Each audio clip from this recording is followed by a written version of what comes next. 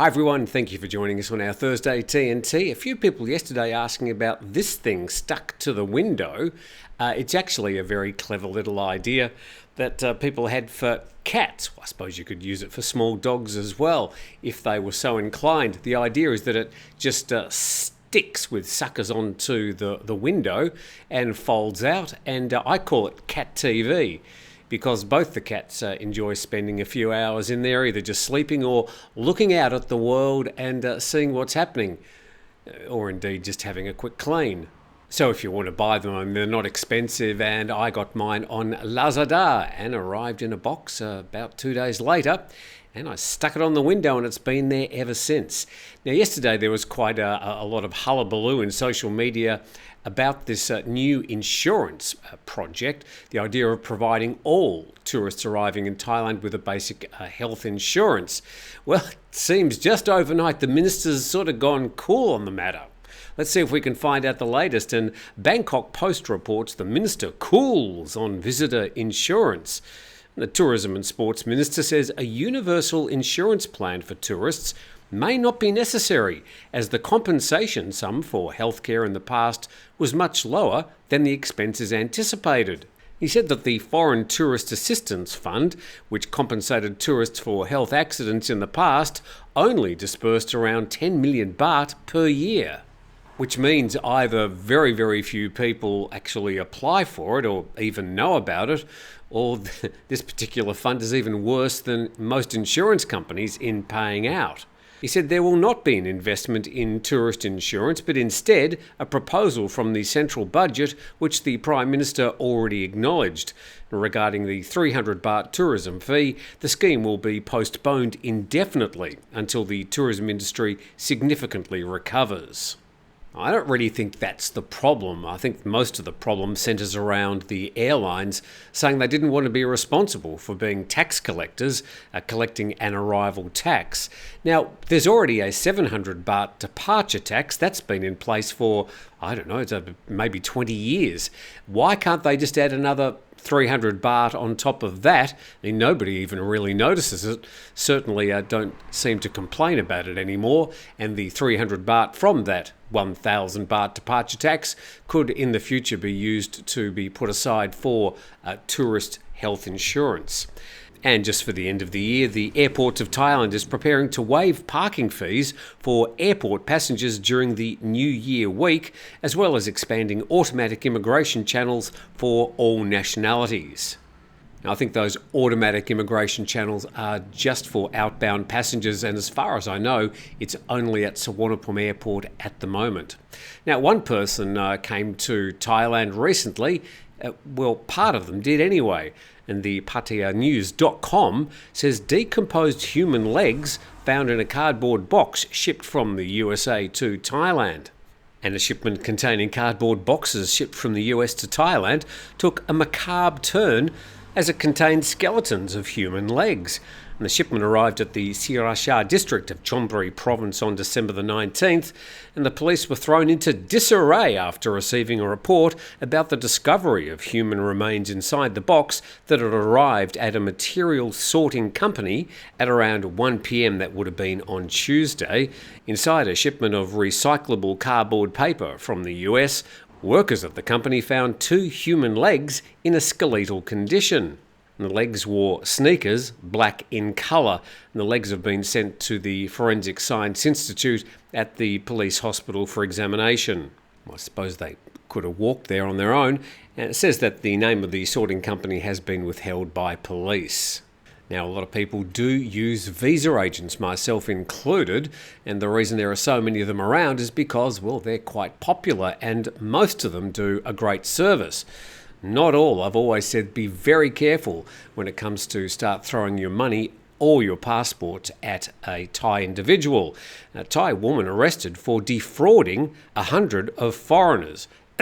Hundreds of foreigners, I think, Khao English. More than 30 foreigners brought Supawadi Thongnoi, 33, to the Pattaya City Police Station and handed over 40 passports to the Pattaya City Police Investigation Unit to charge the woman with fraud and harming foreigners. Previously, foreigners had filed complaints claiming they'd given Supawadi the former teacher of a language school, their passports to renew their visas at the immigration department. And each of them had paid her 32,000 baht to process the visa extensions. And this resulted in some foreigners' passports expiring while they were still in Thailand.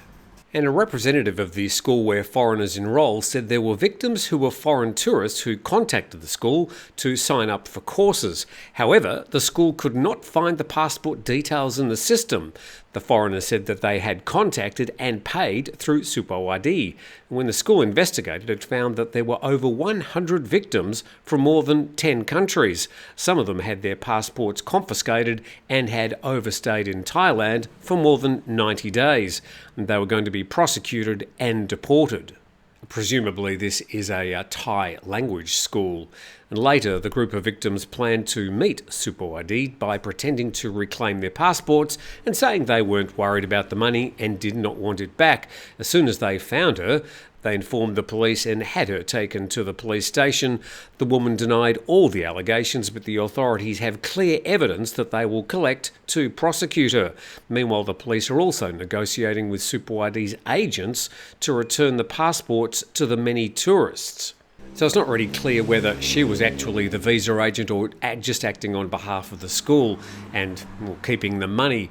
But I think there's a warning there. Just be very, very careful when looking for and finding a visa agent. As I said, once you've found a good one, stay with them because they can be very, very helpful. But you do need to be careful.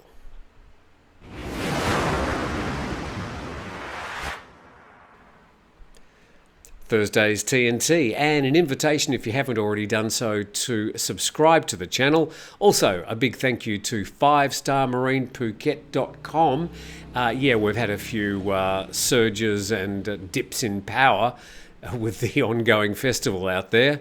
Anyway, we'll barge on. But yeah, thank you to 5-Star Marine. If you are coming to Phuket, want to head out to the islands in Phangar Bay, I can warmly recommend 5-Star Marine at 5starmarinephuket.com. And going to our next story now, and actually in the area of Phuket in southern Thailand, reported in Phuket-go.com, more turtle nests found north of Phuket, and a leatherback sea turtle has laid an additional 125 eggs at a beach in the Thai Mueang district, just 10 days after the discovery of another turtle nest along the same stretch of beach. The stretch of beaches reaching 30 kilometres north along Phangar coastline is just north of Phuket's Saracen Bridge. So if you want to know where Turtle Beach is and why it's called Turtle Beach, now you know. And on December the 18th, they found evidence of a sea turtle laying eggs on Tasai Beach. And they found about 125 eggs, 91 of them confirmed as fertile. The story says to safeguard the eggs from potential harm by animals or people, a temporary net has been placed around the nest, a standard procedure these days to protect turtle nests from wildlife or human activities. And just 10 days before this discovery, another leatherback sea turtle laid 118 eggs on a beach in the Thai Mueang district. So the Department of Marine and Coastal Resources certainly do their very, very best to look after these turtle nests. These days, the arrival of turtles back along the beaches here in the south are relatively rare and, as you can see, celebrated when they happen. Going to our next story now, and this is from thestar.com.my. Thailand halts new gun licenses for a year after deadly shootings. It says the country has stopped issuing new gun licenses for a year after a series of high-profile shootings, and the change comes into effect immediately. And then it goes into talking about some of those high-profile incidents that we have reported here. And then in order to improve security and decrease crime rates, we'll temporarily ban the issuing of personal guns. And then the story says Thailand has one of the highest rates of gun ownership in the region, with 10 million firearms in circulation. According to gunpolicy.org website, that's roughly 1 for every 7 Thais. And the kingdom's recorded almost 1,300 gun deaths in 2019, the latest year for which data is available, compared with around 130 in neighbouring Vietnam, where the population is about 40% higher. And just to give some further context, I just found a few other numbers. In the USA in 2021, there were 48,830 gun deaths, and of course Thailand has around about 70 million population versus the USA with 330 million. So you can do the maths there, and despite that 1,300 gun deaths in Thailand in 2019, that's still a lot fewer than a lot of other countries.